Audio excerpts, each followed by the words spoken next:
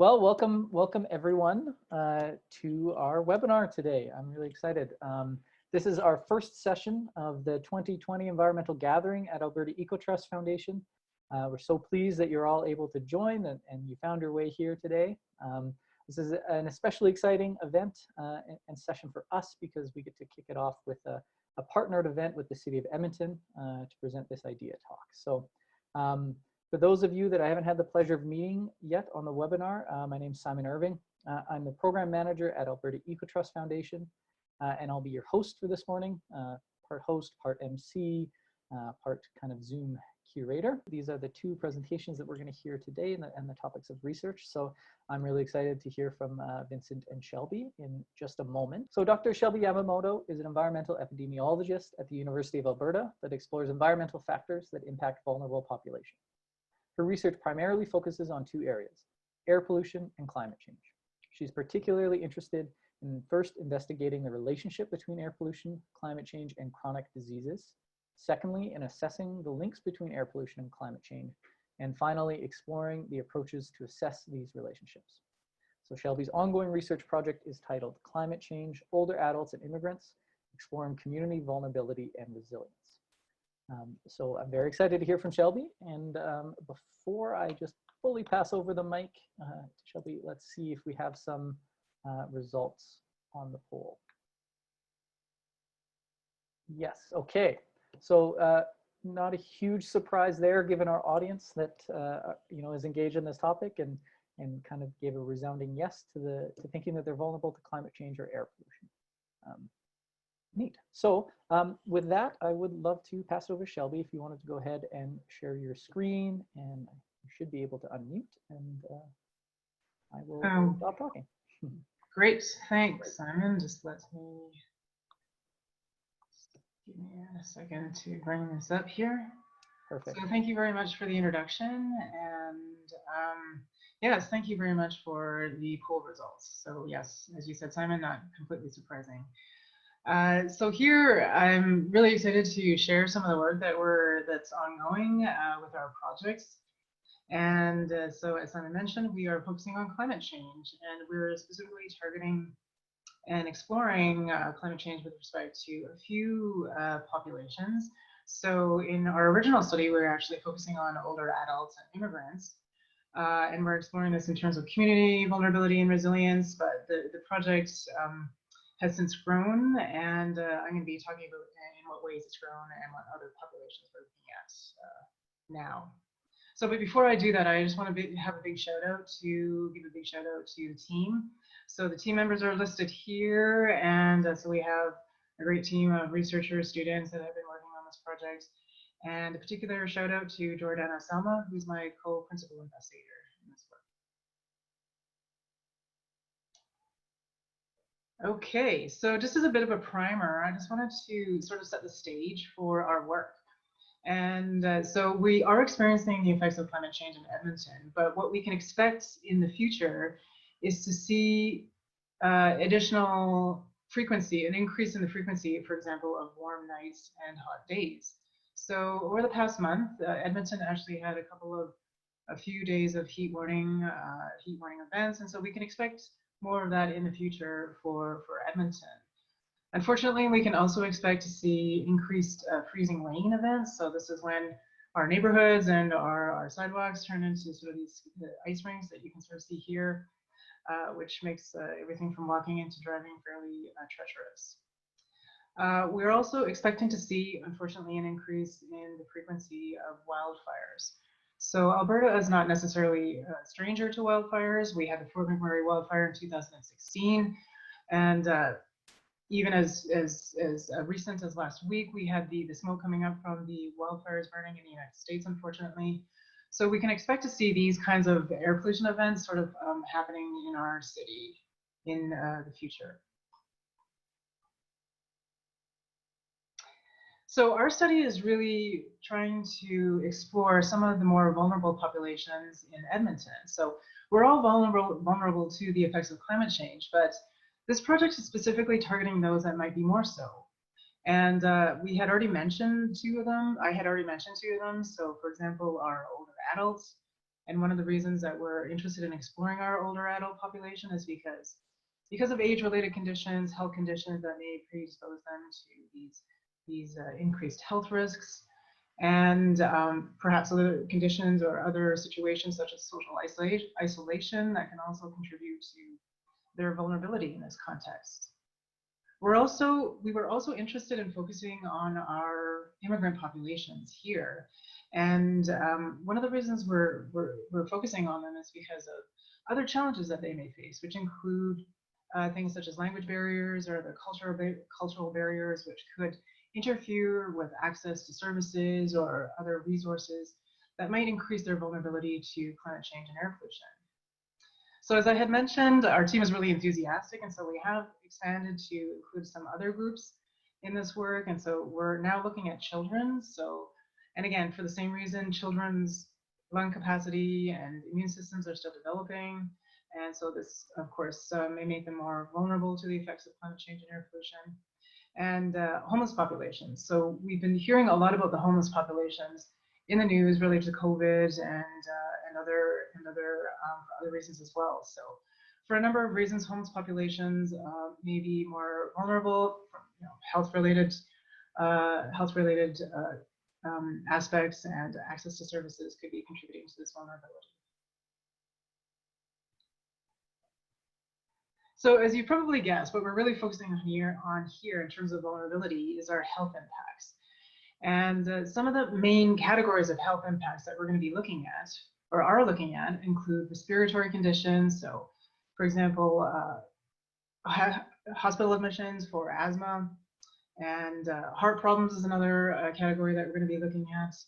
Mental health is one that we're particularly excited to look into, because there's emerging evidence to suggest that climate change has this link with the mental health impacts. So what has been sort of emerging right now from the literature is that, for example, changes in loss of livelihood in farmers and rural areas, and how does this impact their mental health, and what happens if they move to cities and things like that. So, and of course, the falls and fractures is going to be a big one. So if we're expecting more of these freezing rain events, what is that going to do for our older population in terms of falls and fractures? So what are we going to do with all this information? So basically, if we're focusing on these health outcomes, but we want to see what makes people more vulnerable. And so one of the ways we're doing this is to create this vulnerability index. And so the index is basically just taking all these little pieces of information and putting them together into like sort of one index or one number that we can work with in our models. And so that's basically how they're built, is that we're using this information, we're modeling it, and we're creating this index that we're hoping to map and do all kinds of other exciting things with. So with this vulnerability index, and again, it's a tool to help inform communities and participants and the city and municipalities in terms of potential vulnerabilities, strengths in these communities, and what can be done about it. So again, this is a piece of information or a tool that can help contribute to this information for these purposes. So again, we're looking at a number of variables that we're going to include in our index. So in addition to our exposure variables, which will be our air pollution levels and our temperature, and along those lines, we're also going to be looking at things like, of course, age, the age breakdown in these communities, the distribution of sex by sex, where these people live, indicators of socioeconomic status, whether communities have access to parks and what that looks like, and also access to other services as well, and so health services and support services that may help to reduce some of the risk associated with these climate change and health and air pollution effects.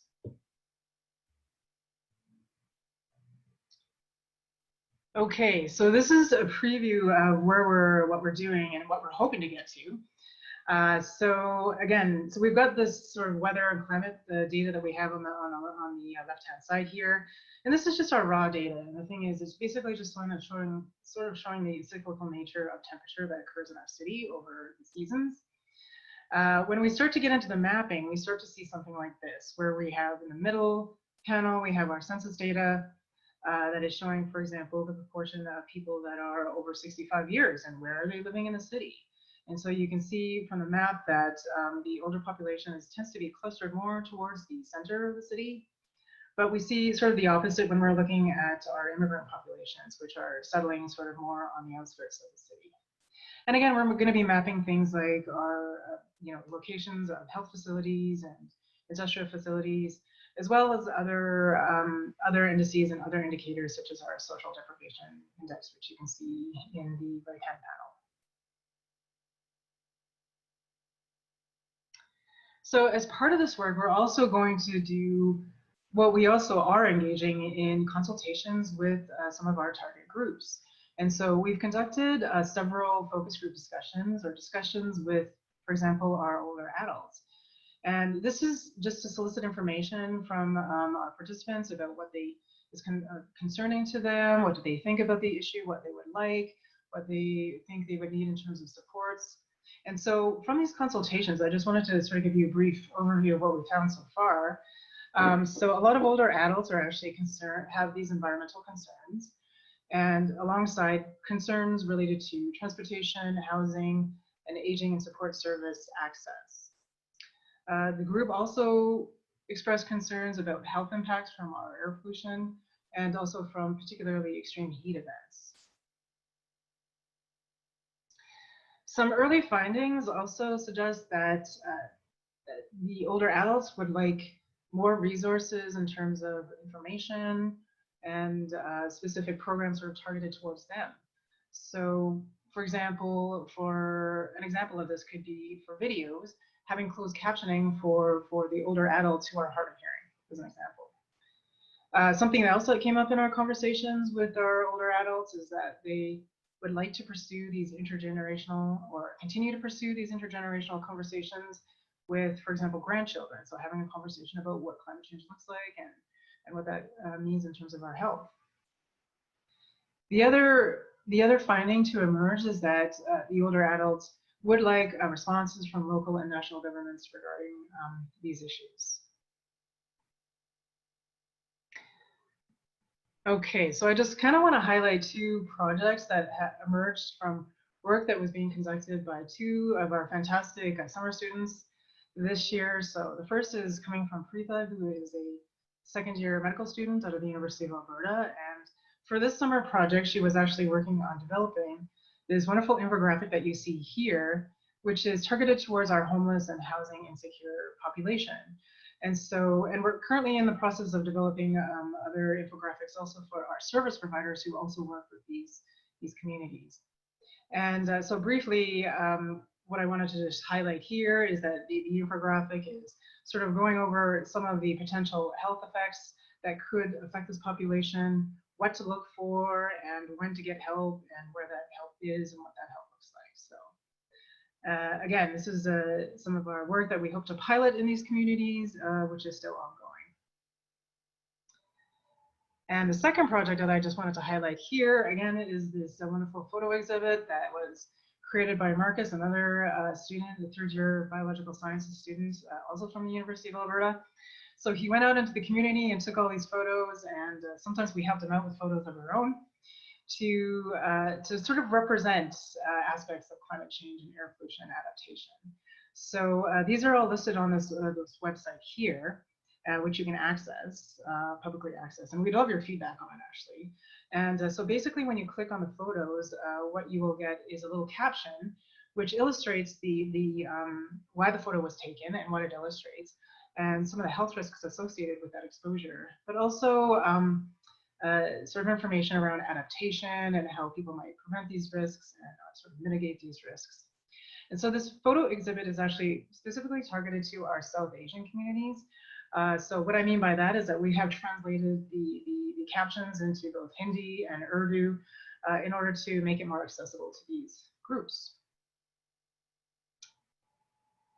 So with that, I know I'm a little bit over time, so I do apologize, but so I just wanted to thank our participants who have participated in our work so far. Also the Alberta Eco Trust and City of Edmonton for providing the initial funding for this project, and also the Commission for Environmental Cooperation, who have allowed us, with their funding, have allowed us to expand on this original project. So thank you very much. Great. Thank you so much, Shelby. That was fascinating. And so next up, we actually have another poll for you as we're shifting gears and shifting projects. And so we're just going to go ahead and show that. So this next research is, of course, about last mile delivery. And so this is, I think, a topical question here, which is, how many times have you had food or merchandise delivered to you in the past 6 months? So I'm quite excited to see what the results of this one will be. Again, I have a guess, but we shall see. So as everyone is answering that, I'll just go ahead and introduce Vincent. So Vincent Morales is an energy policy analyst at the Pembina Institute. His research and analysis have informed policy recommendations on Canada's coal phase-out, Alberta's electricity market, carbon pricing, diesel reduction in remote communities, and of course, urban freight. For those of you that know Vincent, it will come as no surprise that he was also in 2019 nominated as one of Canada's top 30 under 30 sustainability leaders. Vincent has a master's in environmental technology from Imperial College in London, England, not Ontario, which was specialized in energy policy and economics. So very excited to hear from Vincent today and see some of the results of the research. And before I pass that on, let's take a peek at the results of the webinar. Okay, so pretty resoundingly 10 plus, although there's a bit of a mix. 3 folks that haven't ordered online, and 19 that have 10 plus. So yeah, kind of fascinating poll results there, Vincent. Yeah, and why don't you go ahead and you can share your screen and react to the poll results if you want, or jump right into it. Great, thank you. Yeah, and indeed, thank you, Simon. Indeed, like that's one of the trends we are observing, and it's been years. The rise of e-commerce in Canada. There's more and more online shopping going on. Between 2016 and 2018, Canadians have shopped. The number of online purchases has increased by 58%. So. This is a huge increase, and I'm going to tell you more today about urban freight in the context of a city, and in particular in the Edmonton context. It's I'm just going to change something here. So in case you're not familiar with the Pembina Institute, we are a national energy think tank that works on energy issues across various areas. Most of our work on freight and last mile delivery has focused on Ontario, but with this project, it enabled us to expand our expertise to Alberta. Here are some of our reports that we published over the past few years and are freely available on our website, pembina.org, so you can check them out. We've also done more recently some Alberta specific work on municipalities with the recent release of a primer on what municipalities can implement in terms of clean energy initiatives to contribute to job creation, cost savings, and emission reduction. So some context here about freight. In urban areas, in particular, we're noticing increased population growth and increased density, and this is leading to with the rise of e-commerce, you have more and more traffic on our roads because most vehicles use diesel or gasoline, leading to health impacts, local air pollution, high noise levels, increased congestion, and increased greenhouse gas emissions. Fortunately, there are solutions that can be advanced to tackle that. So I'm going to tell you, I guess, a little story to start with, the experience of shopping online. So a few months ago, I decided I needed to buy a pair of shoes, and you know, ordering online is a very easy process. In like a few clicks, you get a good deliver to your house, but sometimes you get the size wrong. But even in that case, it's still a super easy process where you make a couple more clicks online, and then you get you return your good via delivery, and you get a new one as well. So while from the customer's perspective, it's like a really smooth and convenient process, and like many people can get wrong the first order and then reorder easily. Actually, when you look behind the scenes, it's a very complex supply chain that involves lots of different warehouses, different vehicles. The logistics of everything it's a high energy intensive, it's an energy intensive process that can then contribute to pollution in general. If you look at the national picture, transportation is the second biggest contributor to greenhouse gas emissions in Canada. And if you look on the right-hand side, analysis from the federal government suggests that if no specific measure is implemented to tackle freight emissions, emissions from goods movement will surpass emissions from passenger transport by 2030. And this is important in the context of the climate crisis happening right now. The federal government has a target to reach net zero carbon emissions by 2050. So tackling emissions in urban freight is a key aspect in the fight about climate change. And fortunately, that's something that cities can lead on. The city of Edmonton has done a lot of work around freight with its different plans and strategies, but interestingly, it focused mostly on long-haul trucking and not giving that much.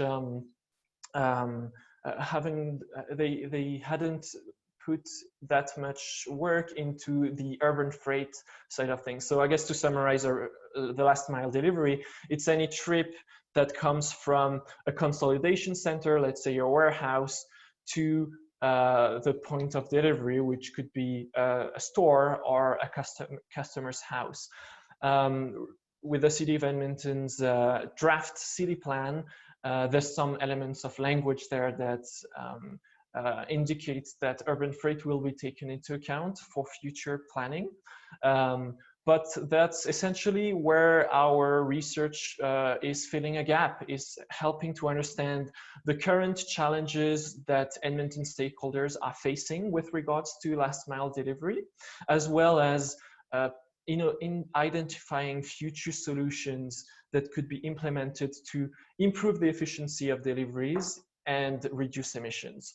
To do that, we did a literature review looking into what other cities and countries have done on urban freight improvements, and we interviewed Edmonton stakeholders, mostly urban freight businesses, to get their on-the-ground insight.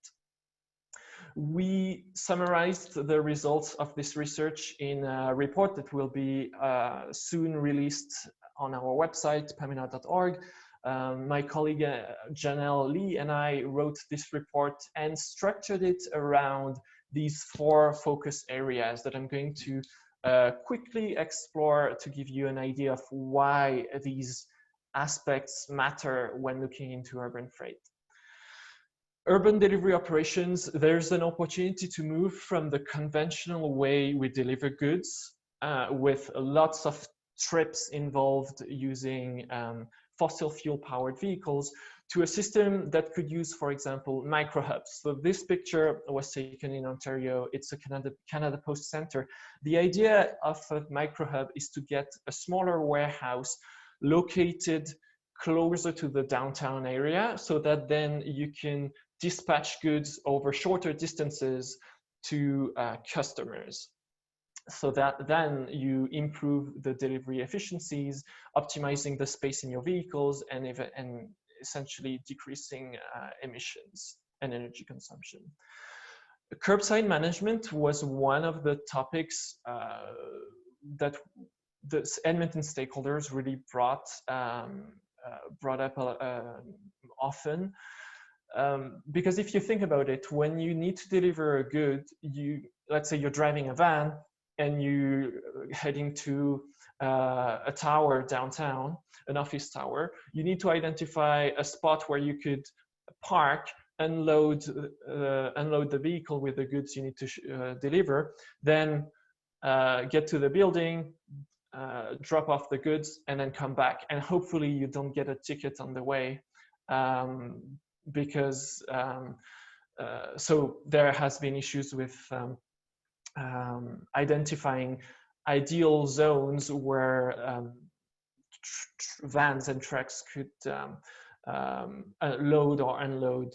And also, yeah, so that's one of the issues, and because the lack of loading zones, for example, could incent vans to then do what we call cruising, which is essentially driving around until they find a parking spot to stop and then deliver the good. Low and zero emission vehicles, as I said, most vans use diesel or gasoline, so they generate greenhouse gases and local air pollutants. Fortunately, innovative solutions are already being tested in other cities, including electrically assisted cargo bikes, even in winter, even with cold winters, and electric trucks and electric vans. Recently, Amazon ordered 10 electric trucks from the Lion Electric Company, which is a Canadian manufacturer. So there is progress already being made here. And finally, urban freight data. It's crucial to help a municipality inform its planning. And so more collaboration, more data sharing would allow the city of Edmonton, for example, to improve its, or I guess to have data to base its planning on. So we eventually submitted in our report recommendations to the city of Edmonton. I guess one of them is updating the Edmonton's goods movement strategy to integrate some more urban freight related considerations in it. And the city of Edmonton already has a really thoughtful electric vehicle strategy, but that mostly focuses on passenger transportation. Developing a commercial strategy for zero emission vehicles would help the deployment of vehicles for urban freight deliveries. So yeah, I'd like to thank the Alberta EcoTrust, the City of Edmonton for their support on this project, as well as all the stakeholders that gave us their help with their interviews. And yeah, looking forward to see more developments in Edmonton on urban freight.